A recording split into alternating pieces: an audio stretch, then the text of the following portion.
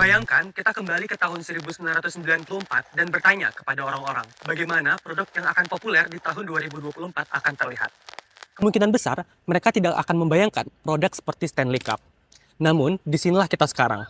Botol air yang dapat digunakan kembali menjadi salah satu bentuk penyimpanan minuman yang paling dicari sebagian besar berkat TikTok.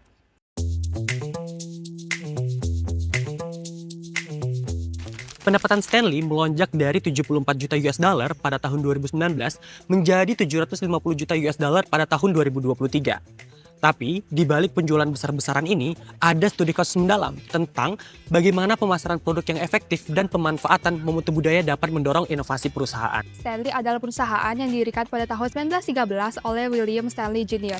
Perusahaan Stanley menjual botol minum, tapi bukan botol minum plastik pada umumnya yang biasa kita temui nih, melainkan botol vakum yang berbahan baku dari baja. Botol minum Stanley ini pada awalnya diproduksi khusus untuk pekerja pria blue collar, yaitu mereka yang bekerja di luar ruangan atau di industri yang membutuhkan peralatan yang kuat, tahan lama seperti pekerja lapangan, buruh, dan juga tentara. Nah, seiring berjalannya waktu, Stanley terus berkembang dan juga melakukan inovasi. Pada tahun 2007, Stanley meluncurkan Flask, yaitu botol minum kecil yang lebih praktis dan juga stylish. Kemudian pada tahun 2014, Stanley melakukan diversifikasi ke pembuatan peralatan bar. Nah, di tahun 2016, botol minum Quencher diluncurkan atau yang sekarang lebih dikenal dengan That Viral Stanley Water Bottle. Di dunia sudah serba digital dan terhubung sama media sosial, Stanley harus bisa nih manfaatin momentum yang ada dan terus berinovasi agar tetap relevan dan menarik untuk konsumen di seluruh dunia. Mereka juga harus adaptif nih sama perubahan selera dan preferensi pasar. Bikin produk yang nggak cuma berkualitas tinggi, tapi juga bisa mempunyai nilai emosional bagi para penggunanya. Ngomongin soal media sosial, baru-baru ini ada insiden yang lagi viral nih di TikTok. Daniel, cewek asal Florida, merekam kondisi mobilnya yang udah terbakar hangus, sampai bagian dalam mobilnya ikutan meleleh. Everybody's so concerned about if the Stanley spills. But what about if it melts? Tapi ajaibnya, ada tumbler Stanley yang tetap nangkring utuh di sana loh. Kejadian ini akhirnya bikin buzz yang luar biasa di media sosial, sampai bisa ningkatin popularitas dan reputasi Stanley secara signifikan. Kejadian ini juga nunjukin beberapa kuatnya daya tarik produk Stanley dan gimana kepercayaan konsumen bisa terbentuk lewat pengalaman unik dan nggak terduga kayak yang dialami sama Daniel. Stanley punya visi yang besar nih. Mereka mau bikin image dari yang sekadar jualan botol minum biasa berubah menjadi ikon gaya hidup yang kekinian dan disukai di berbagai kalangan. Mereka juga berusaha buat membangun hubungan jangka panjang sama konsumennya. Dari tahun 2019 sampai 2023 hasilnya udah kelihatan banget nih. Pendapatan Stanley melonjak dari 74 juta US dollar menjadi 750 juta US dollar. Ini nunjukin bahwa strategi inovatif yang mereka lakukan sudah berhasil mengubah cara konsumen dalam memandang botol minum. Dulu kan mereka fokusnya jualan botol minum untuk segmen pria ya, dengan pekerjaan outdoor. Nah, sekarang mereka berubah total, nyasar ke segmen yang lebih mudah dan lebih beragam. Menurut kami, ini cerita perubahan yang kreatif banget. Kita mulai dari Terence Reilly, Presiden Global Stanley, yang dulunya kerja di Crocs, perusahaan sendal yang pasti kita semua udah tahu kan ya. Nah, pengalaman dia di sana berhasil bawa inovasi yang kalau kami analisis berdasarkan Dublin 10 Types of Innovation, termasuk dalam bagian experience, kayak brand, dan juga customer engagement. Bayangin, Stanley yang dulunya identik dengan warna-warna kalem dan desain yang cenderung serius, sekarang hadir dengan warna-warna cerah dan desain yang catchy. Mereka bener-bener berhasil bikin produk mereka jadi eye-catching banget. Dan gak cuma soal tampilan doang, mereka juga mulai kolaborasi sama brand-brand besar kayak Starbucks dan juga Olay. Hasilnya, edisi terbatas tersebut eksklusif dan banyak dicari sama orang-orang. Terus, Stanley juga ngerti banget pentingnya punya komunitas yang kuat di media sosial dan manfaatin fenomena cultural contagion. Mereka aktif banget di TikTok dan platform lainnya. Di situ mereka nggak cuma promosiin produk, tapi juga ngajak pelanggan buat ikutan cerita dan bikin konten. Jadi, produk Stanley itu udah kayak jadi tren tersendiri di kalangan pengguna media sosial dan udah lebih dari sekedar botol minum. Lewin's Change Management Model adalah model yang dapat membantu untuk menggambarkan perusahaan dalam 3 proses tahapan, yaitu unfreezing dengan melonggarkan, changing dengan mengubah, dan refreezing dengan memperkuat perubahan. Di tahap pertama, Stanley awalnya cenderung konservatif nih, dengan fokus pada produk andalan doang, kayak Classic Legendary Bottle. Dan ini lebih ditujukan kepada pria dengan iklan yang serba praktis. Quencher awalnya nggak laris dan bahkan sempat dihentikan gara-gara penjualannya yang kurang baik. Pas datang si Terence Reilly jadi Global President, semuanya berubah. Dia sadar Quencher punya potensi besar yang belum dimanfaatkan. Kolaborasi dengan The Buy Guide dan pemanfaatan influencer membantu banget nih untuk mengenalkan Quencher lagi ke pasar. Lalu, di tahap kedua, Terence mulai mengubah cara iklannya Quencher. Dia bawa warna-warna baru yang lebih catchy dan buat berbagai tipe konsumen. Misalnya warna krim dan juga dessert sage. Iklan di media sosial kayak TikTok juga jadi kunci sukses buat nambah popularitas Quencher.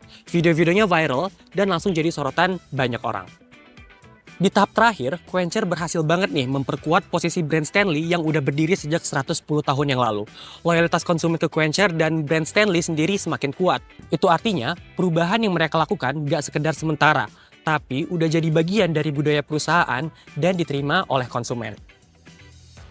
Semua inovasi yang dilakukan sama Stanley nggak akan bisa berhasil kalau budaya inovasi di internal perusahaannya itu nggak mendukung. Jadi sebenarnya budaya inovasi di Stanley sekarang ini mendukung penuh kolaborasi dan partisipasi karyawan mereka untuk mengeluarkan ide-ide yang mereka miliki tanpa harus memikirkan resiko yang akan mereka dapatkan. Stanley membangun budaya inovasi ini dengan mengimplementasikan Open Innovation Theory, di mana teori ini menjelaskan mengenai bagaimana organisasi itu terbuka terhadap ide dari luar serta berkolaborasi dengan pihak eksternal. Nah, berdasarkan teori ini, Stanley mendengarkan masukan dan input dari konsumen dan community untuk mendapatkan insight yang dapat memperbaiki dan membentuk produk baru yang diminati. Influencer juga selain membantu dalam melakukan promosi, memiliki fungsi penting dengan memberikan opini dan gagasan yang berguna untuk meningkatkan kualitas produk Stanley. Selain budaya inovasi, sosok pemimpin itu penting banget dalam program inovasi di perusahaan untuk menjadi sebuah role model dan controlling kegiatan inovasi. Kepemimpinan perubahan atau change leadership diimplementasikan ketika Terence Reilly, di mana ia menerapkan role agitator dengan berani merubah nilai konservatif yang dimiliki perusahaan menjadi terbuka dengan melihat potensi yang tersia-siakan dalam produk Quencher-nya dan berhasil memaksimalkan potensi tersebut. Kepemimpinan di Stanley juga mendorong aspek transformational and strategic, di mana Terence memastikan inovasi yang dilakukan mendukung strategi perusahaan dengan nilai yang baru ia bawa ke Stanley. Terence juga merupakan level 5 leader, di mana ia terkenal sebagai sosok yang profesional namun tetap rendah hati. Kerendahan hati dan kebaikan yang ia lakukan tercermin dalam aksinya pada TikTok yang viral terkait Danielle, sang perempuan yang mobilnya terbakar namun Stanley Cup miliknya itu tetap utuh. Terence ini menanggapi dengan membelikan mobil baru kepada Danielle, dan hal ini menunjukkan bahwa di luar maksud campaign dan marketing, generosity merupakan nilai yang dimiliki dan disebarkan kepada keseluruhan perusahaan yang ia pegang kendali. Salah satu kunci kesuksesan Stanley adalah melalui inovasi strategi digital marketing mereka yang bisa dibilang eksepsional, terutama melalui platform media sosial seperti TikTok.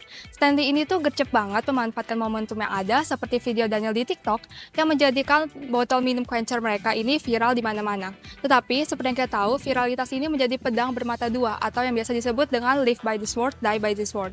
Tantangan terbesar buat Stanley adalah bagaimana mereka bisa terus mempertahankan relevansi dan juga popularitas produknya di tengah tren yang terus berubah dengan cepat.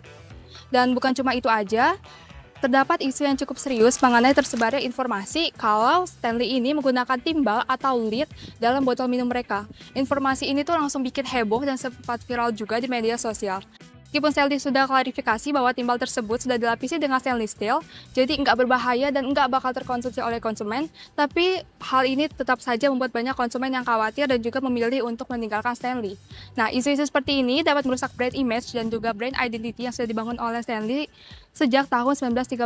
Stanley harus bisa lebih terbuka dan juga transparan mengenai bahan-bahan yang mereka gunakan dan memastikan bahwa sebuah produk mereka ini aman. Selain itu, mereka juga harus terus berinovasi dan juga adaptif sama tren pasar digital agar tetap menjadi pilihan utama konsumen dan juga mempertahankan posisinya di pasar. Melalui inovasi Stanley ini, kita dapat belajar bahwa kesuksesan sebuah brand bukan cuma soal produknya, tapi juga bagaimana mereka menggabungkan aspek originality, legacy, dan juga relevansi. Stanley paham betul bahwa brand identity dan brand image memang dibentuk oleh perusahaan, tetapi kekuatan yang sebenarnya datang dari konsumen mereka. Membangun hubungan dan kepercayaan yang kuat dengan konsumen itu menjadi kunci utama, karena pada akhirnya konsumen akan lebih mempercayai review dari sesama konsumen lebih dari komunikasi marketing manapun yang mereka lakukan. Jadi, inovasi yang sukses adalah tentang menciptakan produk yang unik dan relevan, bangun komunitas konsumen yang setia, dan juga memiliki semangat untuk terus berinovasi.